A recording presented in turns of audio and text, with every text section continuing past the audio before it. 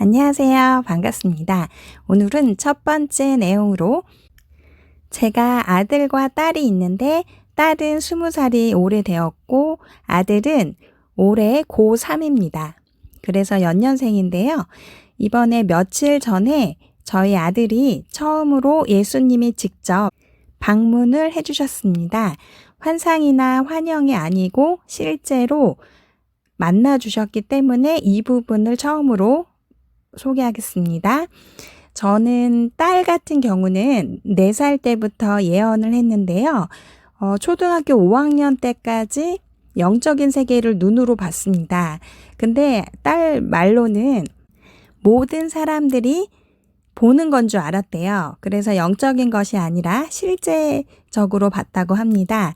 딸 같은 경우는 예를 들면은 제가 집에서 가족 예배를 드리거나 아니면 뭐 누워 있거나 아니면 기도를 할 때 정금 같은 금가루가 반짝반짝 빛나면서 제 몸에 한 100cm 정도를 휘감고 있거나 아니면 영어나 일본어, 뭐 중국어 같이 혹은 자기가 알지 못하는 단어가 글자가 이렇게 쓰여지거나 뭐 그런 경우가 많이 있었대요. 그런데 이제 딸과 다르게 저희 아들 같은 경우는 천사를 굉장히 많이 봤습니다. 그런데 예수님 방문은 이번에 난생 처음이었기 때문에 이 부분에 대해서 설명을 해드릴 건데 저희 아들 같은 경우는 예를 들면 제가 아이들 어릴 때부터 금요 철야 예배를 많이 데리고 갔어요. 근데 철야 예배는 밤에 하기 때문에 되게 졸리잖아요. 그래서 딸 같은 경우는 찬양이 끝나면 거의 폴더폰이 되어서 자기 시작해요. 그런데 아들도 이제 찬양이 끝나면 졸리니까 자려고 눈을 슬금슬금 감는단 말이에요. 그러면 뒤에서 누가 몸을 탁 치면서 졸지 마 라고 한대요. 우리 아들 말로는 천사라고 하는데 졸지 말라고 천사가 등을 직접 때리면서 깨운다고 합니다. 그래서 목소리 같은 경우는 라디오 주파수 같은 그런 느낌인데 여자의 육성도 아니고 남자의 육성도 아니라고 해요. 그리고 교통사고로 몇 번이나 죽을 뻔했는데 천사가 직접 막아준 경우가 있어요. 여러 번 있었고 또 사람의 눈을 보면 귀신의 역사가 있거나 귀신 들린 사람을 볼 때 눈에서 그 정체의 귀신이 눈동자에서 나온대요. 그래서 그 귀신의 정체가 뭔지 구체적으로 환상이 아니라 직접 눈으로 본다고 우리 아들은 그렇게 표현하거든요. 그런 일이 많이 있었는데 이번에 5월 13일 토요일 새벽에 예수님이 직접 난생 처음으로 저희 아들을 만나주셔서 이 말씀을 드리고자 합니다. 지금은 마지막 시대이기 때문에 예수님께서 직접 만나주시는 역사가 급진적으로 늘고 있습니다. 특히 아이들을 많이 만나주세요. 그래서 부탁드리고 싶은 것은 자녀들을 위해서 기도를 많이 부탁드립니다. 지금 10대나 20대들이 마지막 시대의 주역이기 때문에 이 아이들에 대해서 기도를 많이 하셔야 되세요. 그래서 바쁘신 예수님께서 아이들을 직접 만나주시는 것 같습니다. 자, 이제 시작할게요. 5월 13일 토요일 새벽에 있었던 일입니다. 한 5일 전쯤 일이죠. 저희 아들이 하는 말을 그대로 들려드리면 아들은 꿈이 아니라 실제였다고 말을 했고요. 저희 아들이 새벽에 아들 방에서 있었는데 저희 아들이 새벽에 잘 안 자요. 늦게 자는데 저희 강아지가 아들 방에서 놀다가 갑자기 심하게 짖더니 안방으로 도망을 가더랍니다. 그 다음에 저희 아들이 조금 이상해서 창문을 봤는데요. 저희 집은 밑에 상가가 있어서 5층 높이거든요. 5층 정도 되는 높이인데 창문 밖에 보니까 흰옷 입은 천사와 예수님이 창문 밖에 서 계시더래요. 그러니 얼마나 놀랬겠어요. 저희 아들 말로는 진짜 무서웠대요. 그런데 천사는 여러 번 겪어봤지만 예수님은 처음 봤는데 예수님은 진짜 무섭대요. 확실히 다르다고 합니다. 저희 사람은 죄성이라는 게 있기 때문에 거룩하신 예수님을 보면 진짜 무섭거든요. 근데 우리 아들 말로는 정말 무서웠대요. 아들이 예수님을 보고 처음엔 너무 놀랬고 그 다음에 한 말이 예수님 어쩐 일이십니까? 그랬대요. 저희 아들 말로는. 그리고 이제 머리를 막 쓰면서 자기 딴에는 예수님을 만났으니까 질문을 해야 돼. 그러면서 두 가지 질문을 머릿속으로 막 생각을 했대요. 그런데 이게 말이 떨어지지를 않았다고 하더라고요. 그래서 간신히 쥐어짜서 질문을 한 게 뭐냐면 저희 아들이 저는 몇 살까지 사나요? 언제 죽나요? 라고 물어봤대요. 그랬더니 첫 번째 그 옆에 있던 천사가 되게 그 저희 아들 말 표현으로는 살짝 어이없다는 듯이 이렇게 말을 했대요. 지금은 죽을 때가 아니다. 그러나 긴장은 해라. 이렇게 말을 했대요. 그리고 이제 두 번째 질문이 있었는데 이 두 번째 질문을 아무리 말을 하려고 해도 말이 떨어지지 않았다고 해요. 그리고 나서 예수님께서 천사가 말하고 나서 예수님이 어떻게 말씀을 하셨냐면 저희 아들 말 표현으로는 허허허 이렇게 웃으시더니 네가 나를 잊을 때쯤 다시 오겠다. 이렇게 말씀하시고 사라지셨다고 해요. 저희 아들 말로는 예수님은 진짜 무서웠다고 말을 했고요. 그리고 굉장히 잘생기셨대요. 잘생기시고 매력이 되게 많으시대요. 매력이 많으신 아주 잘생긴 분이라고 표현을 했습니다. 그리고 황인종도 아니고 백인도 아니었다라고 말을 해요. 저희 아들 표현으로는. 두 번째 질문은 영생에 관한 질문이었는데 이 말은 도저히 떨어지지 않아서 하지 못했다고 하고요. 그 다음 날부터 저희 아들 방에 못 들어가요. 너무 무섭다고.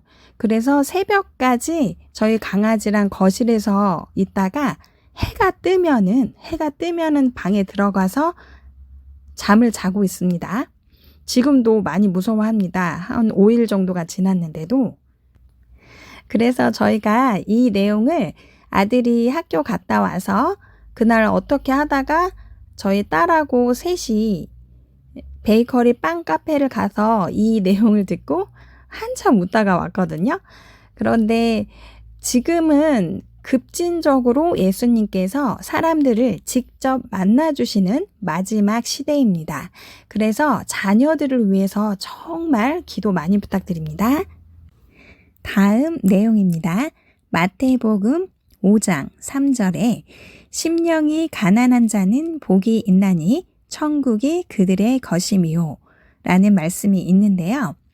이 말씀은 마음이 가난한 자를 뜻합니다. 조금 쉽게 말씀을 드리면 생각이 없는 사람일수록 하나님의 것을 많이 담을 수가 있습니다. 노아 방주 이야기가 나오는 창세기 시점에 보면 하나님께서 이렇게 말씀을 하세요. 사람이 생각하는 것이 어릴 때부터 악하다라고 하시는 표현이 있거든요. 그래서 어떻게 생각을 하셔야 되냐면 우리는 죄성이 강한 사람이기 때문에 우리가 생각하는 것은 거의 대부분 음란하고 악하고 비판한 교만한 생각들이 많이 있습니다. 그래서 기도를 하실 때 주와 대화를 하시잖아요. 하나님의 것을 담으려면 하나님의 음성을 들으시려면 내 생각을 내려놓아야 합니다. 생각이 많은 현대인일수록 하나님의 음성을 듣기가 어려운 이유가 여기에 있습니다. 그래서 마음이 가난해지셔야 되고 내 생각을 다 버리셔야 합니다. 이것이 하나님의 음성을 듣는 포인트이고 또한 지금은 우리가 굉장히 세뇌가 많이 되어 있어요. 그래서 이 그림자 정부가 역사나 과학 등에 우리를 굉장히 악하게 전부 거짓말로 세뇌를 시켰기 때문에 이는 창세기에 뱀이 하와를 꼬실 때처럼 아주 정반대로 우리에게 속임수를 넣어주는 세뇌의 요법입니다. 해서 생각을 다 버리시고 기도하실 때 하나님의 음성을 많이 들으시기를 부탁을 드립니다. 다음 내용입니다. 마가복음 9장 29절에 이르시되 기도 외에 다른 것으로는 이런 종류가 나갈 수 없느니라. 그런데 이 내용을 킹 제임스 버전으로 보면 이렇게 나와요. 그분께서 그들에게 이르시되 이런 종류는 오직 기도와 금식을 통해서만 나갈 수 있느니라 하시니라.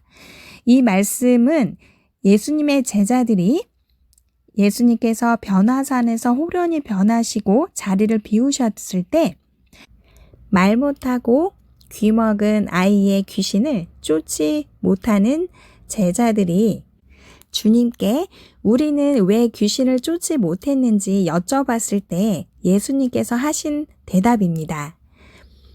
예수님께서는 기도와 금식 외에는 이런 유가 나갈 수가 없다라고 설명을 해주셨는데요. 기도는 아실 거고 여기서 금식에 대한 정확한 의미를 말씀드리겠습니다.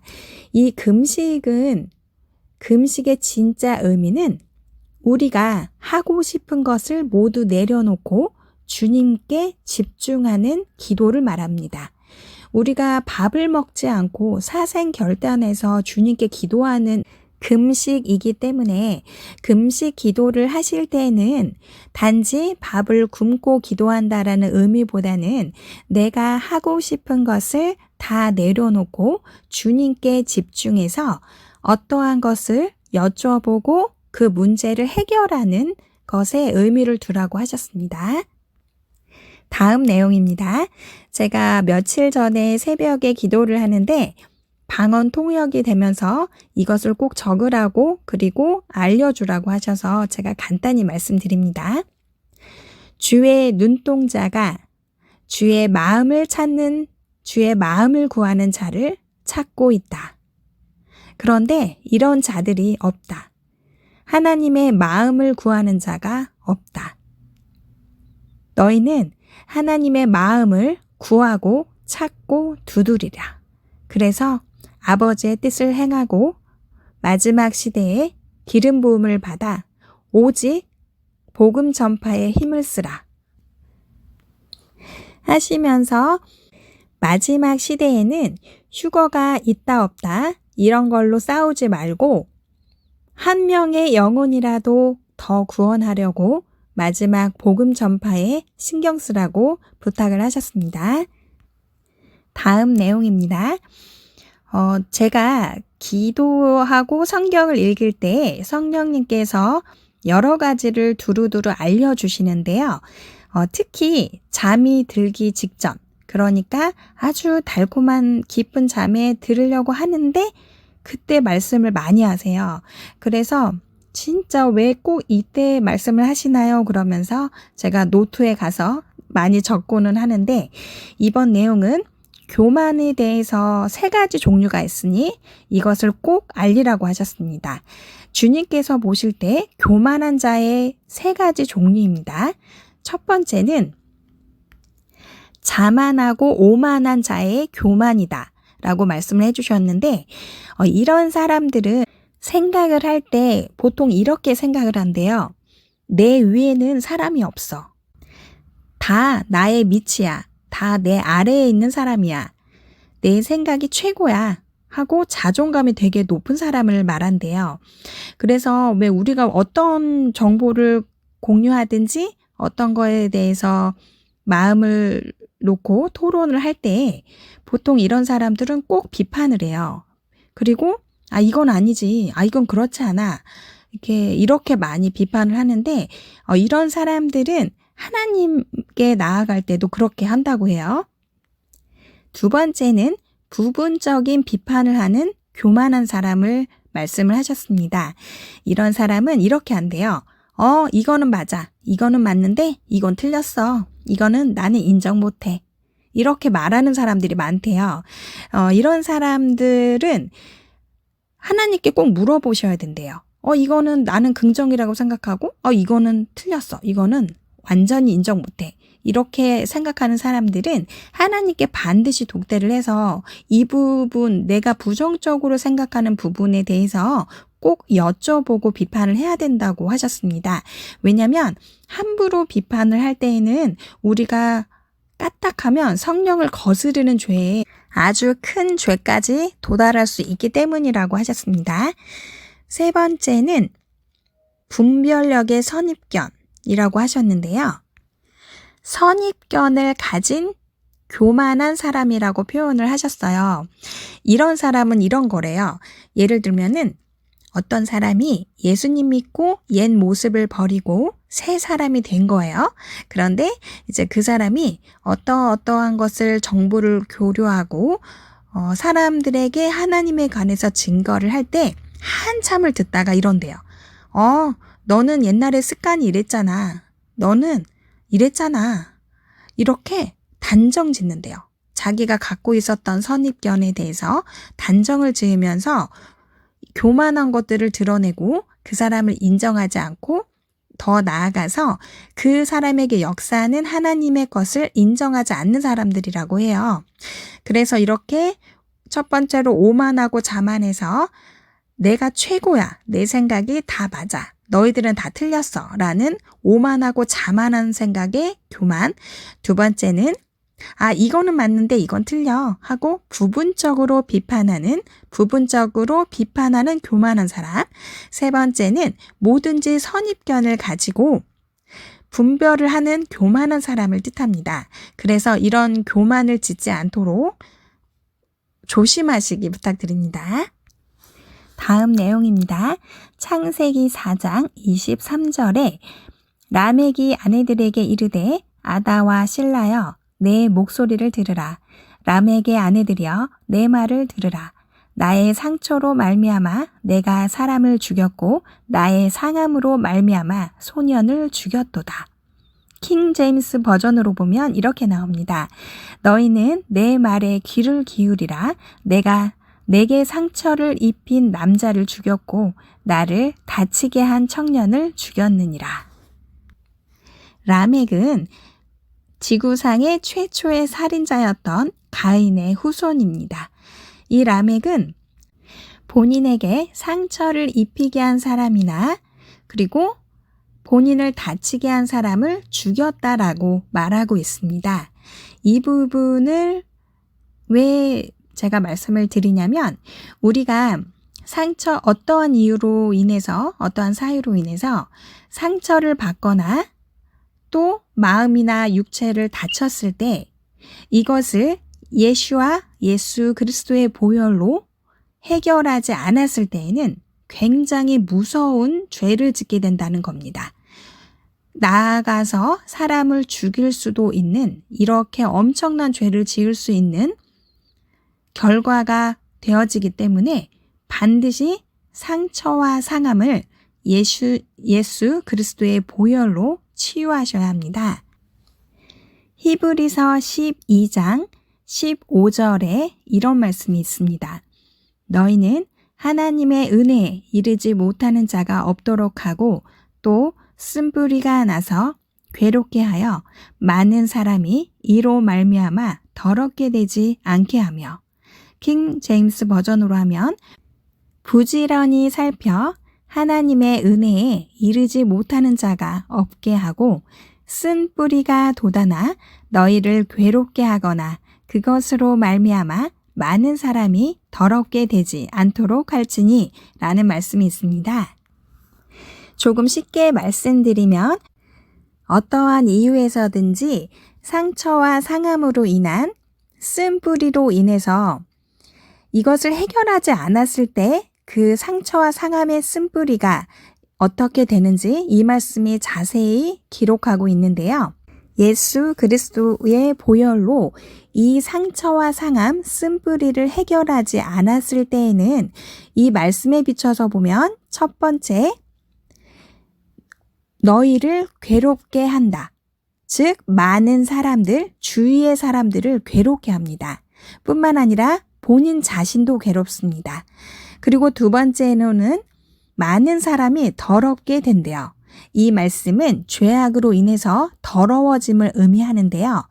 상처와 상함이 많거나 쓴뿌리가 많은 사람들이 이것을 해결하지 않았을 때에는 이로 말미암아 다툼이나 분쟁 그리고 더러운 것들이 많이 일어나기 때문에 사람들이 죄를 많이 짓게 되고 더불어 많은 사람들이 죄를 짓게 되는 결과의 열매가 맺어집니다. 해서 우리의 쓴뿌리, 상처, 상함을 반드시 예수님께 가지고 내려가셔서 이 부분을 해결하셔야 합니다. 히브리서 12장 14절에 모든 사람과 더불어 화평함과 거룩함을 따르라. 이것이 없이는 아무도 주를 보지 못하리라. 즉, 죄를 짓거나 다툼과 분쟁과 비판 이런 것들은 하나님을 보지 못하는 결과가 되어집니다.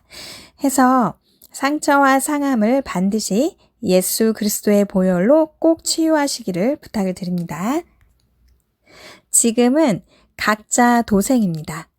본인이 하나님을 직접 만나지 않고 주님과 친하지 않으면 휴거는 생각도 꿈도 꾸지 못하고 천국 가기가 매우 힘들어집니다. 지금은 진통의 시간, 재난의 시작인 단계입니다. 지금 이때 우리가 환난에 대한 훈련을 받고 또 하나님의 초자연적인 모든 능력들을 학습하고 연습해서 활성화시켜야 합니다. 대환란이 오기도 전에 이 진통의 시간, 재난의 시작인 이 단계에도 너무나 힘들기 때문에 이때 훈련하지 않으면 나중에 대환란에서 우리가 살아남을 수가 없습니다. 어떤 분이 이렇게 말씀하시더라고요. 예수 그리스도를 믿는 자는 다 휴거됩니다. 어떻게 우리가 여기에 남습니까? 라고 말씀하시는 분이 있는데 제가 기도하고 또 기도해봐도 처음에 에녹의 비밀 휴거에 참여할 수 있는 사람들이 너무나 극소수라고 하십니다. 왜냐하면 이 마지막 시대에 거룩하게 산다는 것 자체가 굉장히 힘든 일이에요. 여러분, 하나님을 위해서 목숨을 걸고 사시나요? 하나님을 목숨을 걸고 사랑하시나요? 이런 사람들이 과연 이 마지막 죄가 만연할 때에 얼마나 있을까요? 그래서 생각지 못하게 굉장히 많은 사람들이 남게 된다고 해요. 그 남은 자들을 하나님께서 불쌍히 여기시고 이 남은 자들이 살아남기 위해서 이 재난의 시작인 진통의 시간에 훈련을 하신다고 해요. 그래서 휴거가 되는 자든 안 되는 자이든 이 재난의 기간도 생각보다 길기 때문에 이때 우리가 믿음으로 살아남기 위해서는 초자연적으로 하나님께서 주시는 능력들을 활성화시켜야 되는 때가 지금입니다. 해서 정말 부탁드리고 싶은 거는 하나님을 만나는 사람들을 비판하기 전에 하나님께 먼저 물어보세요. 그러면 후히 주시고 꾸짖지 아니하시는 하나님께서 우리에게 지혜를 주시고 능력을 더하여 주셔서 이 마지막 시대에도 거룩하게 살 수 있는 능력을 주실 줄로 믿습니다. 하나님을 목숨과 마음과 정성과 뜻을 다해 사랑하라. 이 첫 계명을 반드시 목숨 걸어 지키시기를 부탁을 드립니다. 그리고 거룩하게 사셔서 하나님과 친밀함으로 교제하시고 많은 사람들을 의의 길로 이끄시고 마지막 시대의 복음 전파를 위해서 애쓰시는 하나님의 사람들이 모두 되어지기를 소망합니다. 오늘도 들어주셔서 너무 감사하고 사랑합니다. 샬롬.